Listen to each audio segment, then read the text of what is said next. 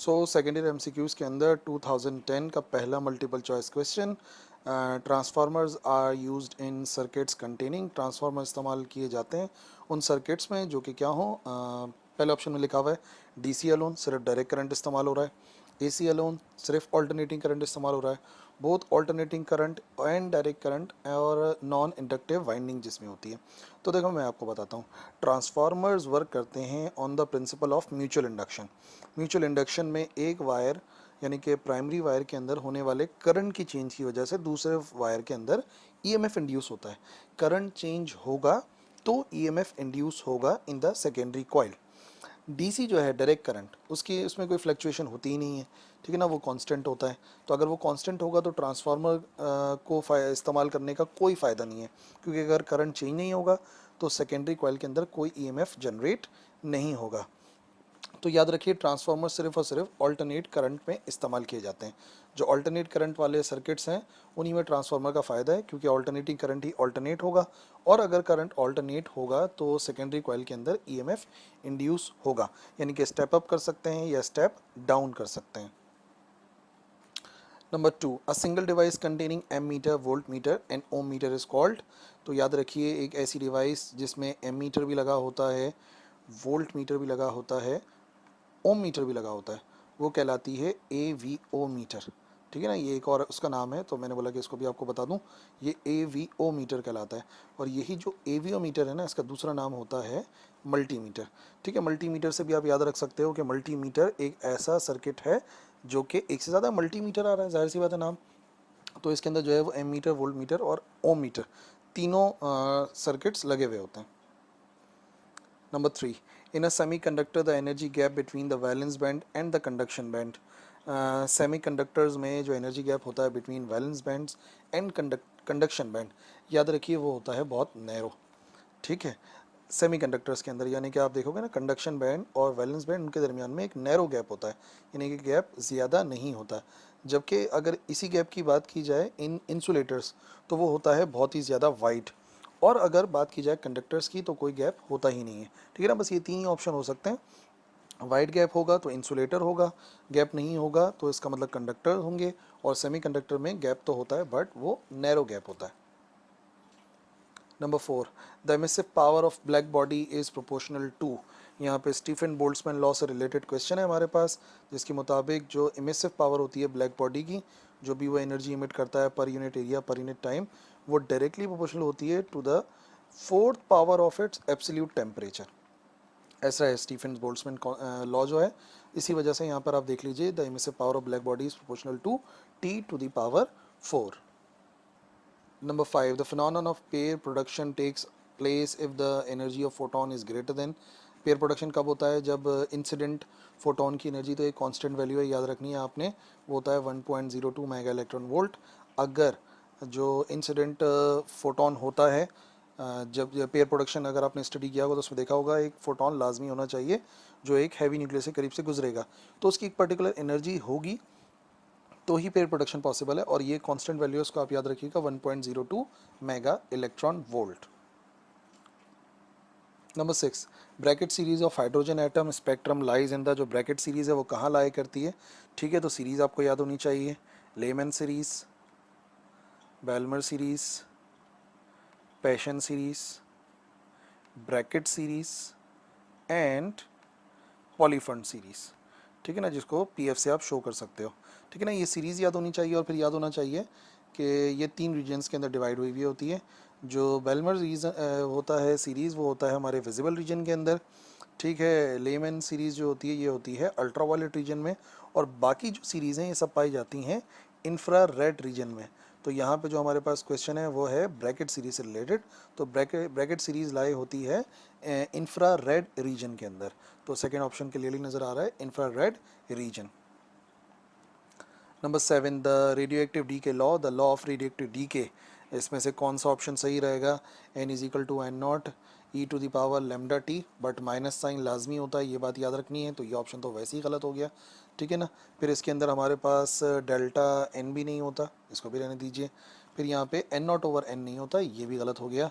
The law of radioactive decay is N over N naught is equal to exponential minus lambda, और ये जो lambda है ये है डीके कांस्टेंट और टी होता है time. So first option is the right answer. Number 8, the wavelength of x-ray is in the region. ठीक है जी, तो ये एक्सरे वाला जो टॉपिक है चैप्टर नंबर 18 के अंदर उसमें पढ़ा होगा, उसको याद रखना है। कांस्टेंट वैल्यू है, जो वेवलेंथ होती है उसका रीजन है एक्सरे का 0.1 नैनोमीटर से लेके 1 नैनोमीटर तक कांस्टेंट वैल्यू है, लाजमी याद रखनी है।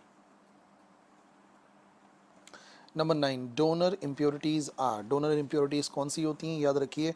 डोनर इम्प्योरिटीज़ वो हैं जिनका ताल्लुक होता है ग्रुप 5A से।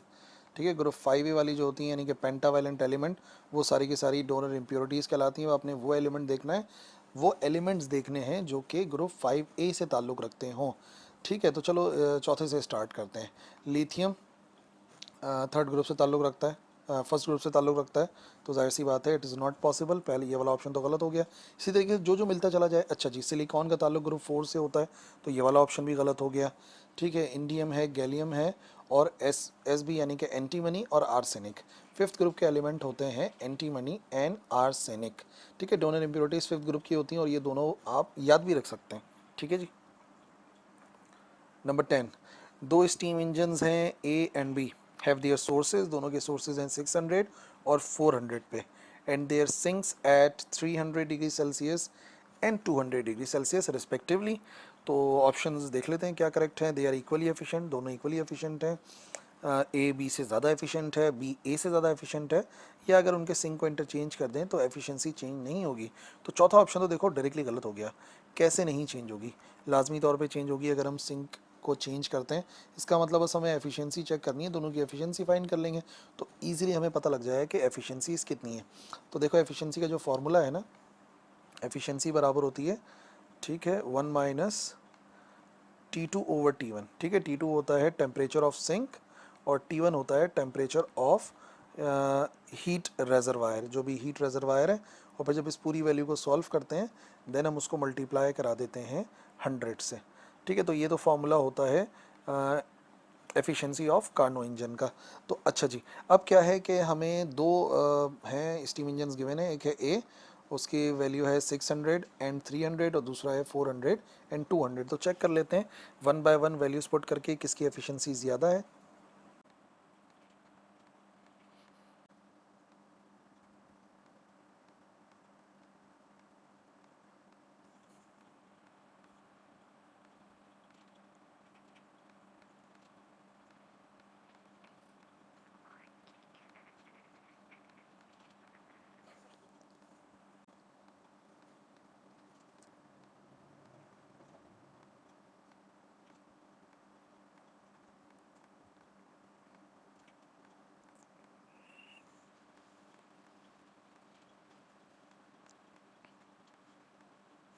सो दोनों की इंटेंसिटीज़ मालूम करने के बाद ये बात बिल्कुल क्लियर है कि दोनों की एफिशिएंसी 50% है, so they are equally efficient.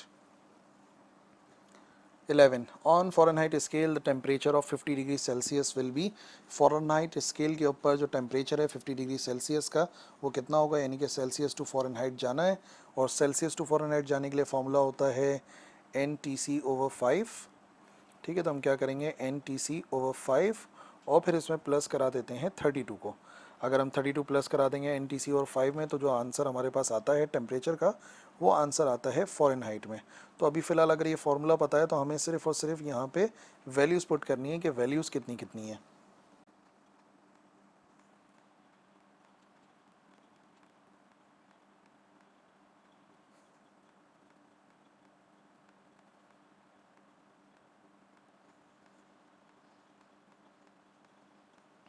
तो राइट आंसर है 122 डिग्री फ़ारेनहाइट।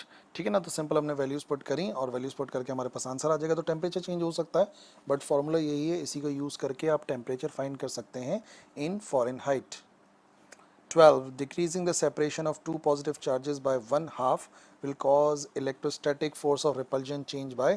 अगर हम डिस्टेंस जो है वो हाफ कर दें, जो सेपरेशन है दो पॉइंट चार्जेस का, तो क्या फ़र्क पड़ेगा फोर्स ऑफ रिपल्जन पे।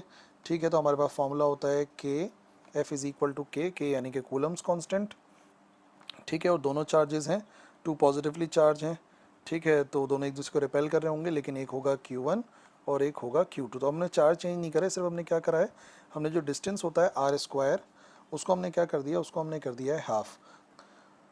तो यानी कि अब बाकी सारी वैल्यूज़ तो कांस्टेंट रहेंगी, यहाँ पे k आ जाएगा, ठीक है, Q1 भी Q1 के बराबर रहेगा, Q2 भी Q2 के बराबर रहेगा, क्योंकि चार्जेस तो सेम है, सिर्फ जो डिस्टेंस है उसको हमने क्या कर दिया, उसको हमने कर दिया है हाफ। यानी कि यहाँ पर आ जाएगा 1/2 और r, और इसका हमें करना पड़ेगा स्क्वायर। अब देखो बाकी सारी वैल्यूज़ तो कांस्टेंट ही रहेंगी, सिर्फ ये जो यहाँ पे लिखा हुआ है ना 1/2, ये हो जाएगा 1/4, और वही 1/4 जब ऊपर जाएगा जाके मल्टीप्लाई होगा तो वो कर देगा इस पूरी वैल्यू को मल्टीप्लाई बाय 4, यानी कि ऊपर जाके ये 2 का स्क्वायर होगा 4, और बाकी वैल्यूज़ तो सेम रहेंगी ना, यहाँ पर आ जाएगा k, फिर आ जाएगा Q1, फिर आ जाएगा Q2, और अपॉन के अंदर वही लिखा हुआ है r का स्क्वायर। तो याद रखिए कि फोर्स कितनी हो जाएगी, अगर हम डिस्टेंस को हाफ कर देते हैं, फोर्स हो जाएगी 4 टाइम्स। तो ये जो पहला आंसर है 4 टाइम्स, यही सही आंसर है। 13, दो कैपेसिटर्स हैं 3 माइक्रोफेराड 6 माइक्रोफेराड, उनको कनेक्ट किया गया है सीरीज़ में। तो इक्विवेलेंट कैपेसिटेंस कितनी होगी, ठीक है जी, सीरीज़ में कनेक्ट करा है तो कैपेसिटेंस के सीरीज़ का फार्मूला जो भी इक्विवेलेंट कैपेसिटेंस है 1/c बराबर होता है 1/c1 प्लस 1/c2। तो यहाँ पे दो हैं, एक है वैल्यू 1/3 और दूसरी वैल्यू है 1/6, ठीक है, इसका एलसीएम ले लेंगे। तो यहाँ पर एलसीएम आ जाएगा हमारे पास बराबर 6 के, और जैसे ही हम 6 एलसीएम लेंगे तो यहाँ पे क्या वैल्यू आएगी, यहाँ पे वैल्यू आ जाएगी 2 + 1, 2 + 1 होता है बराबर 3 के, तो यहाँ पर हो जाएगा 3/6। अच्छा, ये जो हमारे पास आंसर आया है 3/6, ये हमारे पास आंसर आया है 1/c का, ठीक है, और जब हम c का आंसर निकालेंगे तो c का आंसर आएगा 6/3 के बराबर, और जो आंसर है 6/3 के बराबर, सो हम कैंसिल कर देंगे, 3 1 3 और 3 2 6, तो इसका मतलब टोटल कैपेसिटेंस आएगी बराबर 2 माइक्रोफेराड के, क्योंकि जो यूनिट्स हम लोग यूज़ कर रहे हैं वो माइक्रोफेराड है। 14, which of the following can not be scalar quantity, इनमें से कौन सी स्केलर क्वांटिटी नहीं है। तो इलेक्ट्रिक फ्लक्स दो चीज़ों का डॉट प्रोडक्ट है, स्केलर क्वांटिटी है, ठीक है, ईएमएफ खुद work done per unit charge है, स्केलर क्वांटिटी है, इलेक्ट्रिक पोटेंशियल भी डॉट प्रोडक्ट है, और वाहिद जो वेक्टर क्वांटिटी है यहाँ पे वो है इलेक्ट्रिक इंटेंसिटी। इलेक्ट्रिक इंटेंसिटी होती है फोर्स पर यूनिट चार्ज, और क्योंकि फोर्स वेक्टर है इलेक्ट्रिक इंटेंसिटी भी वेक्टर क्वांटिटी है। 15, the commercial unit of electrical energy, electrical energy का कमर्शियल यूनिट जिसमें हमारा बिल बनकर आता है वो है किलोवाट आर, जो कि चैप्टर नंबर 13 के अंदर यूज़ भी किया होगा, ठीक है ना। वॉट नहीं होता, वॉट पावर का यूनिट है, ओम रेजिस्टेंस का यूनिट है, एम्पियर करंट का यूनिट है।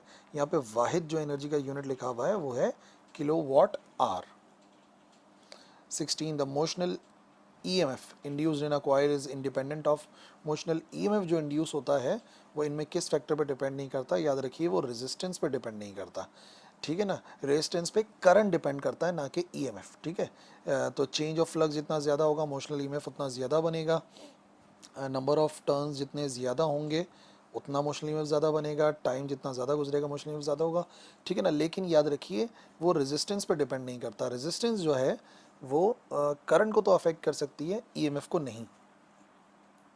Finally 17, the electrical energy dissipated as heat in a resistor is, जो इलेक्ट्रिकल एनर्जी ज़ाया होती है रेजिस्टेंस की वजह से, तो वो एनर्जी बतानी है, ठीक है ना। यहाँ पे मिक्सअप नहीं करना है, क्योंकि पावर का फार्मूला भी है मिलता जुलता, I²R वो पावर का फार्मूला है, बट जो एनर्जी डिसिपेट होती है वो होता है I²R × T, ठीक है ना। ये कैसे निकाला, क्योंकि हमें पता है जो पावर है वो खुद किसके बराबर होती है, पावर बराबर होती है वर्क डन या एनर्जी, ठीक है ना। एनर्जी कर लो, क्योंकि यहाँ पे एनर्जी के रिस्पेक्ट से पूछा गया है, वो बराबर होती है एनर्जी डिवाइडेड बाय टाइम। तो अगर मैं एनर्जी की वैल्यू निकालूंगा तो टाइम इधर जाके पावर के साथ मल्टीप्लाई होगा।